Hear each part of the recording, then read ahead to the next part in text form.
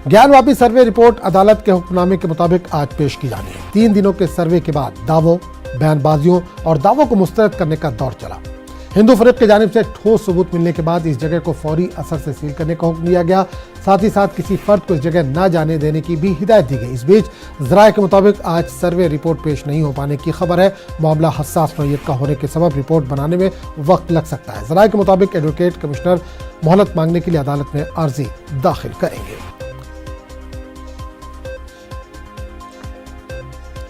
उधर all India Muslim personal board ने ज्ञानवापी मस्जिद अहाते के सर्वे और वजू खाने को बंद किए जाने की हिदायत को सरासर नाइंसाफी करार दिया। बोर्ड के मुताबिक हुकूमत 1991 एक्ट के तहत तमाम इबादतगाहों की हिफाजत करे। बोर्ड का मानना है कि अगर ख्याली दलीलों से इबादतगाहों की हैसियत तब्दील की जाएगी तो मुल्क में अफरा तफरी का माहौल पैदा हो जाएगा।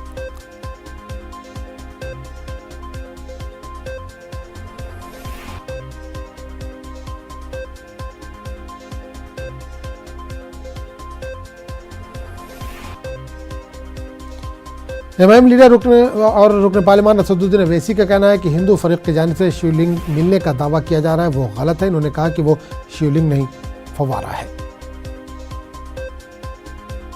ये दावा किया जा रहा है कि शिवलिंग मिला है। वहां की कमेटी ने, मस्जिद की कमेटी ने कहा कि वो तो मस्जिद का फाउंटेन है, फव्वारा है और हर मस्जिद में फव्वारा होता है। और दूसरी अहम बात यह है कि जो कोर्ट से जो कमिश्नर अपॉइंट हुआ वो कोर्ट को नहीं गया। जो पिटिशनर है उनका वकील दौड़कर जाकर जज साहब को बोलता, जज साहब ऑर्डर दे दिए। भाई अगर शिवलिंग था तो फिर कोर्ट के कमिश्नर को जाकर कहना चाहिए था ना। तो वो तो फाउंटेन है, शिवलिंग नहीं है। और दूसरी बात यह है कि कोर्ट ने जो सील करने के लिए कहा है उस इलाके को, मस्जिद के, वो तो सरासर 1991 के पार्लियामेंट के जो बनाए हुए कानून के खिलाफ है। सुप्रीम कोर्ट ने जो जजमेंट दिया बाबरी मस्जिद राम मंदिर टाइटल सूट में, आप पैराग्राफ नंबर 83 पढ़ लीजिए, जिसमें सुप्रीम कोर्ट ने कहा कि 91 का एक्ट बेसिक स्ट्रक्चर का हिस्सा है। क्या क्या बातें सुप्रीम कोर्ट ने नहीं की।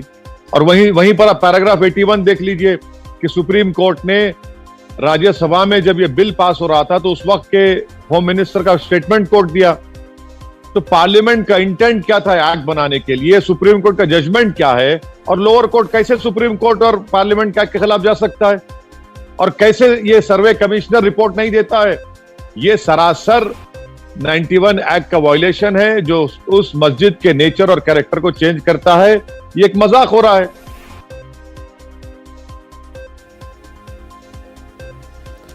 और इस पूरे मामले पर बात करेंगे अपने नुमाइंदे रवि पांडे से, जो इस वक्त वाराणसी से हमारे साथ जुड़े हैं। रवि पांडे, 3 दिन तक सर्वे हुआ ज्ञानवापी मस्जिद का, कल सर्वे मुकम्मल हो गया, आज रिपोर्ट पेश होनी थी, लेकिन यह बताया जा रहा है कि देरी है। क्या वजह मानी जा रही है?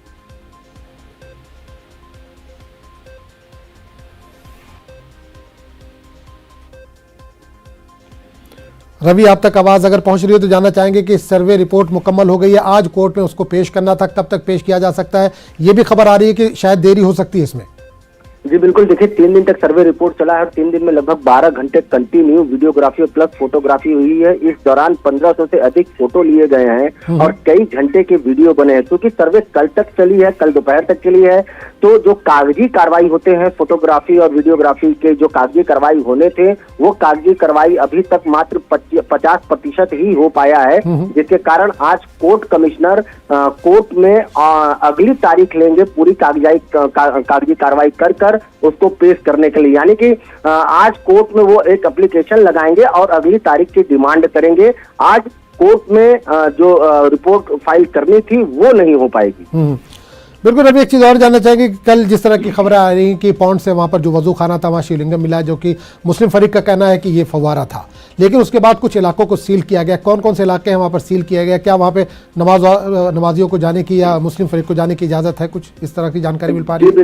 जी देखिए, कल जो शिवलिंग मिलने का दावा किया गया है, हिंदू पक्ष उसी शिवलिंग के दावे को लेकर के कोर्ट में गया और कोर्ट में उस शिवलिंग का जो एरिया है, यानी कि जो वजू खाना था, वजू खाना में जो तालाब था उसी के अंदर शिवलिंग मिला है, उसका प्रोटेक्शन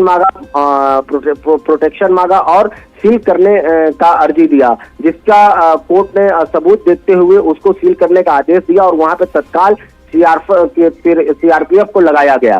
तो कल बीती शाम वजू खाना जो है जहां शिवलिंग मिला है उसको सील कर दिया गया है और एडीएम के नेतृत्व में। इसके साथ ही वहां पे सुरक्षा कर्मी लगा दिए गए। इस बात दूसरी बात यह है कि मस्जिद में नमाज पढ़ने की, तो मस्जिद में नमाज पढ़ने का बिल्कुल 20 लोगों को इजाजत दिया गया है। पहले भी इतना ही इजाजत था।